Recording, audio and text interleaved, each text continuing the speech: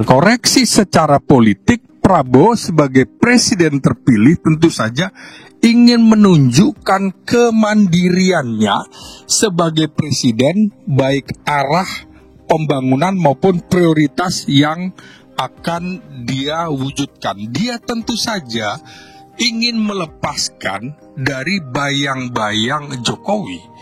Karena itu proyek-proyek atau program warisan Jokowi, saya kira ini akan menjadi beban bagi dirinya dan juga beban program nasional selanjutnya. Maka ini menandai bahwa apakah ada keretakan hubungan antara Prabowo dengan Jokowi. Ini yang harus kita analisis dari politik. Ya, seperti saya bilang, apakah hubungan ini retak? Maka harus kita analisis. Belum tentu juga retak. Persoalannya adalah politik Indonesia itu tidak bergerak secara linear. Ini yang menarik. Misalnya ya, tentu saja Jokowi sebagai politikus yang memerintah selama 10 tahun, dia betul-betul sadar transisi kepemimpinannya akan membawa pergeseran. Sementara Prabowo sebagai politikus senior juga, tentu dia paham bahwa loyalitas dalam politik itu selalu bersifat situasional. Nah, situasional inilah yang kemudian bisa mengubah arah kebijakan ekonomi dan pembangunan. Maka seperti saya kemukakan, prioritas era Jokowi tentu sedang dipertimbangkan oleh Prabowo. Apakah akan dilanjutkan atau tidak? Jokowi sudah tidak punya basis politik yang kuat seperti dulu. Ada PDIP, sekarang jadi ada PSI. Apakah PSI juga ke depan di 2029 akan bisa masuk di parlemen? Belum tentu juga, karena 8 partai politik yang ada di parlemen tentu saja berusaha ingin dia yang mendapatkan keuntungan, bukan PSI. Oke, Bang Mardiansyah, ada yang retak antara Prabowo dan juga Jokowi karena proyek-proyek yang disebut-sebut jadi keberlanjutan tidak dilanjutkan? Ya, saya sebelum merespon itu ya, pertama soal polemik yang sekarang ini kita bahas kan distimulus oleh pernyataan Menteri Keuangan Pak Purbaya. Dan itu kan sudah direspon juga bahwa hutang kereta cepat terus tidak boleh dari APBN. Dijawab Opung Luhut, kita memang tidak minta APBN. Dan tadi juga sudah dibahas soal restructuring yang disetujui juga sama Bang Mardhani, diatur yang baik. Karena ini kan sudah terjadi, proyek sudah berjalan, sudah berbentuk.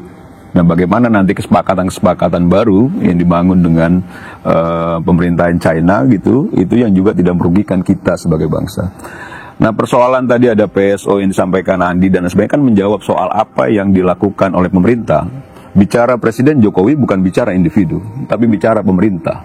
Nah, pada masa pemerintahan Pak Jokowi, tentu banyak pertimbangan selain soal yang disampaikan oleh teman-teman, oleh Ubed dan sebagainya, untung rugi dan lain sebagainya. Berbangsa dan bernegara kan bukan soal untung rugi saja.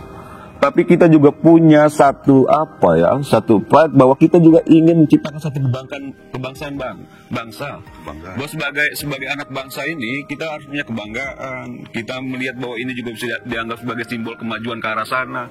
Di Asia cuma ada di Jepang, China, kan gitu ya. Di Indonesia, di Asia Tenggara kita satu-satunya ini. Anak muda ini kan juga punya kebanggaan. Kau tinggal di mana? Di Indonesia. Punya WUS ya.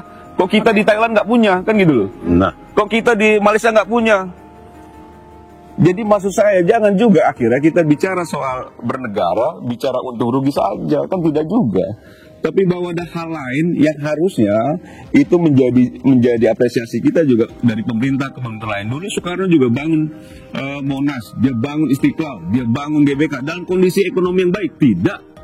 Tapi kita sebagai negara kita bangga bahwa akhirnya Soekarno bisa membangun kemandirian kita, bahwa kita memang punya bangsa yang cukup mandiri untuk menunjukkan itu pada dunia. Tapi isu keberlanjutan itu masih lanjut nggak? Soal apa yang disampaikan tadi oleh Bang Slamet Ginting, ini senior saya di UNAS ini. Nah, kita begini ya, selalu orang tertarik sekali membaca, menganalisis Pak Jokowi retak dengan Pak Prabowo. Pak Jokowi pekong, pecah kongsi dengan Pak Prabowo gitu. Saya jangan-jangan itu analisis tapi keinginan hati ya. Yang ada itu argumentasi juga. Pecah kongsi dengan Pak Prabowo. Kita juga punya keuntungan dibalik dari perpecahan itu.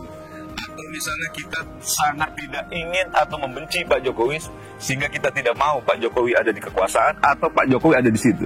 Kalau kita lihat latar belakangnya, Pak Jokowi dekat dengan Pak Prabowo kan clear, gitu. Bahwa memang Pak Prabowo saja itu berkali-kali kan sudah disampaikan dalam beberapa momentum ya, bahwa beliau tidak akan maju menjadi calon presiden kalau tidak didukung Pak Jokowi, gitu loh. Karena Pak Jokowi yang mendukung, beliau mau maju. Dan berkali-kali juga maju, nggak pernah menang juga. Berkawan dengan Pak Jokowi, dia menang. Terus sekarang dia menghargai orang yang berhasil memenangkannya. Itu kita coba-coba untuk melihat bahwa janganlah didengar Pak Jokowi, jangan didengar. Yang didengar itu tidak membantu Pak Prabowo menang. Untuk apa didengar itu loh? Kalau yang membantu Pak Prabowo menang sebagai presiden dalam kontestasi Pilpres itu didengar seperti Pak Jokowi, terus kita mendengar orang-orang yang tidak membantu malah melawan pada saat kontestasi, nggak kebalik. Oke, Pak Ginting. Ya kebalik lah secara politik gitu loh.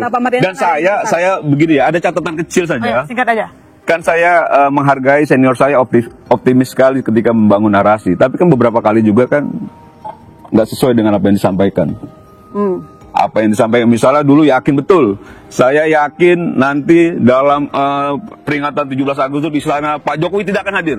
Ibu Mega yang akan datang. Pak Jokowi yang hadir, Ibu Mega nggak datang bang. Gitu. Jadi maksud saya boleh juga optimis gitu loh. Tapi membangun narasi juga menurut saya juga harus dasarnya rasionalitas. Bukan juga sentimental secara politik maupun secara batin ya. Itu aja sebenarnya. Jadi masih berlanjut ya semua jelas program. Dan saya beberapa waktu lalu juga berbincang dengan Pak Jokowi. Saya pernah tanya juga Pak Jokowi soal bagaimana hubungannya, sangat baik. Kami dipesan untuk selalu dukung Pak Jokowi, Pak Prabowo dan 1000%, nggak ada soal itu. Ada, gitu loh. Ada retak katanya. Tapi apa alasan presiden menolak bayar utang mus pakai APBN? Agak bingung ya, jadi kayak ambigu ya. Di satu sisi melihat Pak Jokowi sudah tidak punya kekuatan partai politik, tidak punya lagi power sebagai orang yang sudah selesai menjadi presiden. Tapi seringkali kita justru mendiskreditkannya Pak Jokowi. Jadi kan nggak mungkin juga orang yang tidak punya sesuatu itu dipersoalkan. Karena memang sesungguhnya ketakutan-ketakutan yang sekarang ini terbangun ya dalam narasi-narasi selama ini, itu kan ketakutan bahwa memang meyakini betul Pak Jokowi masih punya kekuatan politik. Pak Jokowi dari dasar dia muncul ke panggung politik, kedekatan kepada rakyat secara emosional, dia bangun betul itu. Dan jangan lupa bahwa anaknya Pak Jokowi itu wakil presiden sekarang. Jadi kalau mungkin Bang Mardhani dan lain sebagainya, Bang Said Didu, kalau anaknya jadi presiden pun akan bantu, akan support bagaimana bisa menjalankan fungsi sebagai wakil presiden untuk bangsa ini.